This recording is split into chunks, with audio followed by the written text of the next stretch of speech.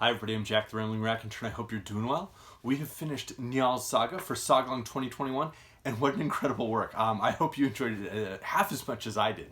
I think this has displaced Saga of Gunnlaug, Serpent as my favorite of the Icelandic sagas that I've read.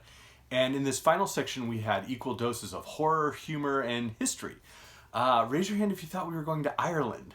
Like, what a great detour that made.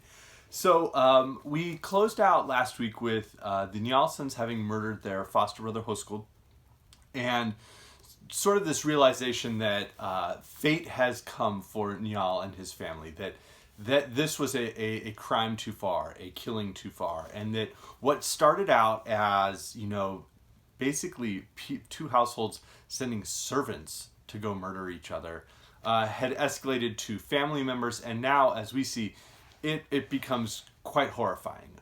We do have an Althing where some efforts are made towards compensation that are going to be quite intensive, and Skarphedin manages to really come into his own in the final second half of the saga, where every time there's a chance to sort of pull back, as Njal and Gunnar kept doing in that first section of the saga, we have Skarphedin here who manages to just infuriate everybody and insult everybody.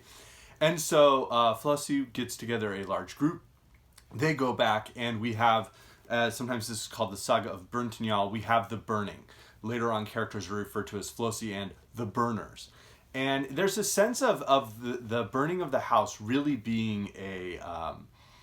If the murder of Höskuld was a killing too far, the burning of the house is an escalation that nobody really expected. Njal, even as the battle begins, says, well, let's just get back in the house. Like, they can't Gunnar held out on his own, and this place is much more fortified and there's more of us. Like, let's just withdraw inside.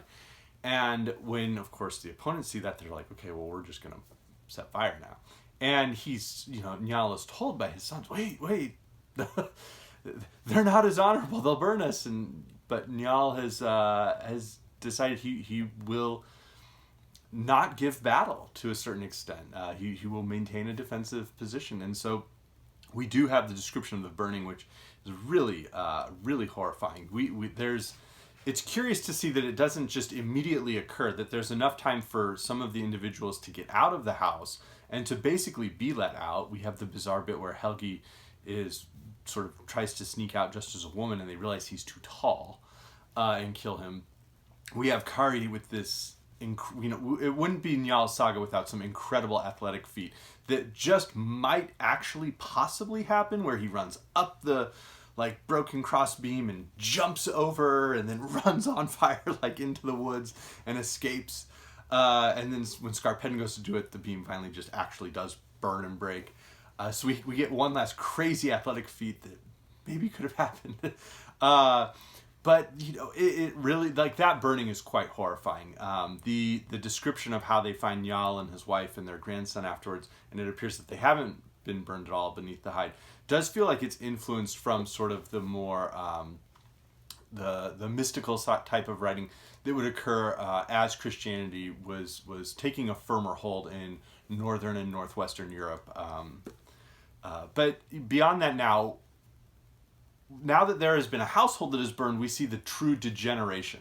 So at the next Althing, there's no sense that there's going to be any type of retribution or anything other than a further escalation of revenge. That wheel is spinning so fast at this point that all qualms are just spinning and flying off of it.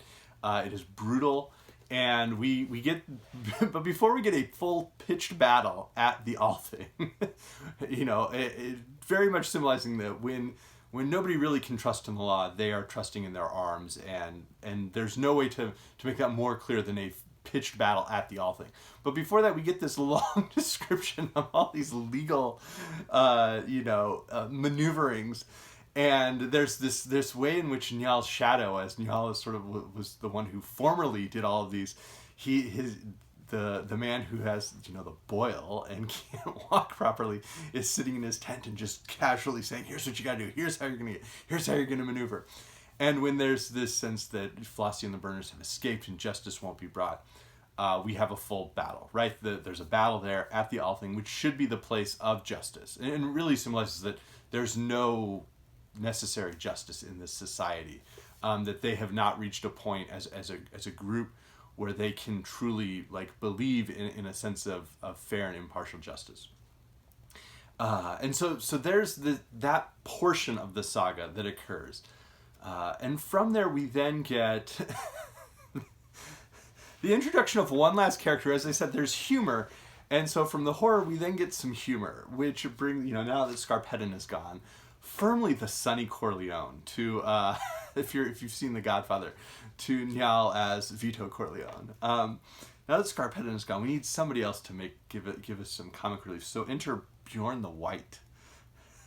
So Bjorn becomes the only guy Kari can hang out with, and he escaped. He's sort of the one who wasn't burned, and so the one who can, finish this cycle of revenge against Flosi and the Burners. So Kari has escaped, and he's hanging out with Bjorn the White, who is not popular, who's not a brave warrior. His wife doesn't even really like him and says, like, if you abandon Kari and, like, don't fight with him, like, you won't sleep in my bed anymore, and my brothers will make sure that when we divorce, I get half of the possessions. So Kari and Bjorn are out, they're gonna try and get some revenge here.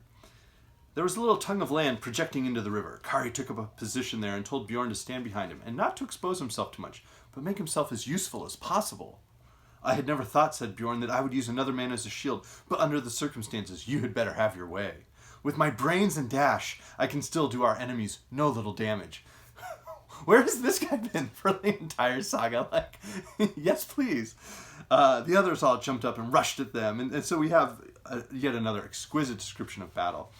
And Bjorn is described as hiding behind Kari, and then anytime somebody is going to breach Kari's defense, Bjorn comes around and manages to slash somebody's arm and wound somebody. He never kills anybody. Just manages to get in and just in the nick of time save Kari. And then afterwards they have to, of course, go and talk trash. Bjorn said that he had not had the heart to kill him, although he richly deserved it. The bystanders replied that few men were rotting in their graves on account of Bjorn. Bjorn retorted that he was now in a position to make as many of the men of Sida rot in their graves as he chose. That would be disaster indeed, was the reply. Then Kari and Bjorn rode away. Kari asked Bjorn, what should we do now? I want to test how good your brains are. Do you think it important that we should be particularly clever this time? Asked Bjorn. I do indeed, replied Kari. Then it's easy to decide, said Bjorn. We'll fool them all like ignorant giants. We'll pretend to be riding north into the mountains. And then as soon as the hill conceals us from them, we'll turn back and ride down along Skapt River and hide ourselves in the most convenient place while the search is at its height, if in fact they come after us. That is just what we will do, said Kari. It is the very thing I had in mind, myself. And we really needed Bjorn's advice. You'll find out, said Bjorn, that I am no more lacking in brains than in bravery. So he gives us a little bit of comic relief. Scarpedon, of course, closes out by when Njal has realized that he's not going to flee. He's been invited that he can flee the burning house. Njal instead says, I'm too old to try and seek vengeance, for my sons who you're going to burn here and kill. So I'm just going to go lie down in bed and die. And so Scarpedon goes, Father is going early to bed, he said, and that is only natural, for he is an old man. So he did have one final riposte as well. But we do kind of finish out where Kari, with the help of Bjorn, who is the anti-Gunnar of this entire saga, Kari manages to wreak a certain level of vengeance on the Burners and continues to track Flosi, who has been outlawed and is now fleeing. He has to flee for a certain number of years, and he's going to make a pilgrimage to Rome.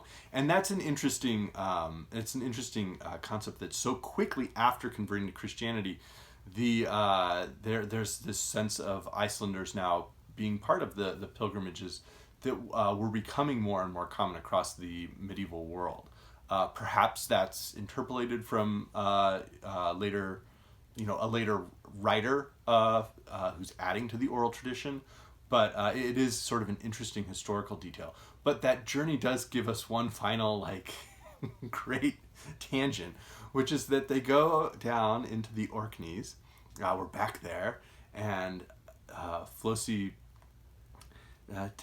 takes some service there, and Kari's trying to track him, and then suddenly we have this giant introduction, or divergence that takes us over to Ireland for the Battle of Clontarf, and good old Brian Boru, Battle of Clontarf.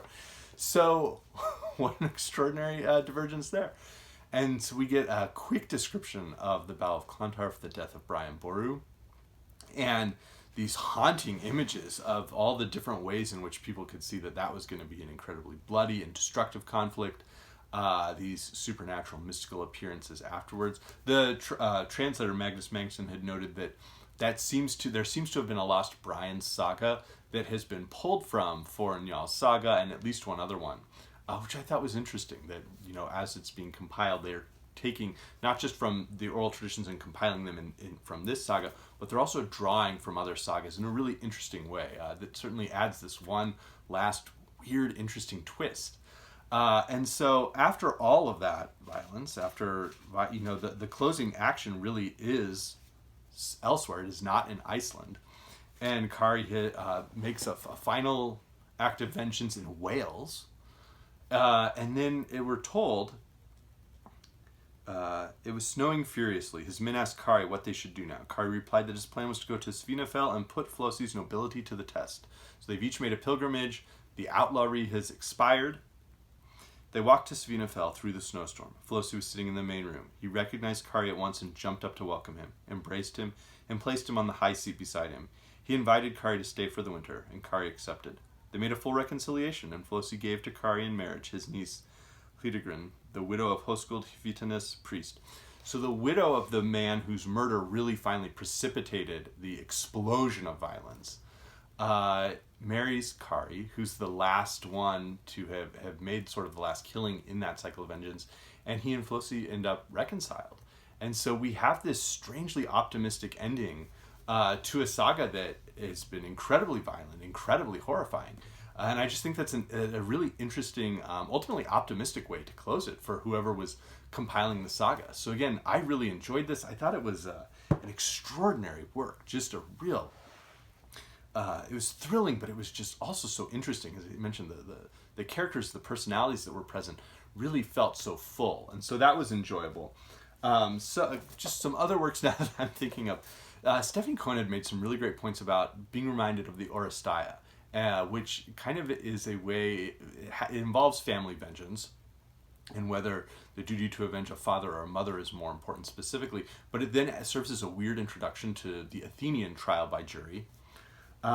In terms of other sort of like large revenge cycles, I was thinking of the Nibelungenleid. I don't know why I haven't thought of that until now, but there are sections of the Elder Edda, the Poetic Edda, and then the actual Nibelungenleid itself. I have it in the medieval epics here, translated by Helen Mustard, and those deal with those end in a fiery conflagration of absolute violence and just mass death as well. And of course, Njal's saga continues on after the burning, and explores what happens in a society after that occurs. But I was reminded of those works. And of course, the revenge tragedies, the Elizabethan and Jacobean revenge tragedies. One of my favorites would be the Atheist tragedy, which, if I remember correctly, is by Cyril Tourneur, I want to say. I might be wrong, but I have it in the Oxford World Classics. Great work. And John Webster had magnificent revenge tragedies. The Duchess of Malfi is probably my favorite of his. Our weird segue over to Ireland, of course, had me thinking about the Táin, and just a great cover. And specifically the Battle of Clontarf, Robert E. Howard wrote a sort of supernatural action story set on that battle called The Grey God Passes, and it is one of my favorite stories by Howard. It's one of the few stories that don't involve Conan or Bran or Cull or Saul McCain, but that just have that same crisp, electric writing running through it. And then in December, I read Epitaph by Mary Doria Russell, which explores the Tombstone revenge feuds that occurred between the Earps and the Clantons and the Cochise County Cowboys. And my sister has that work because it's just so amazing. And so I'd lent that to her to read. But that's a great book that certainly explores themes of revenge as well. And then thinking around the idea of how a society, as it's going through transitions, can have like extremely violent like convulsions. I was thinking as well of The Kingdom of the World by Alejo Carpentier. I don't know if anybody else has read this. Carpentier was a Cuban writer, and this is set in Haiti in the aftermath of French rule. So let me know what you think. Again, I really hope you enjoyed Sagalong 2021. I can't wait for 2022, and hope everybody's having a good one. Thanks.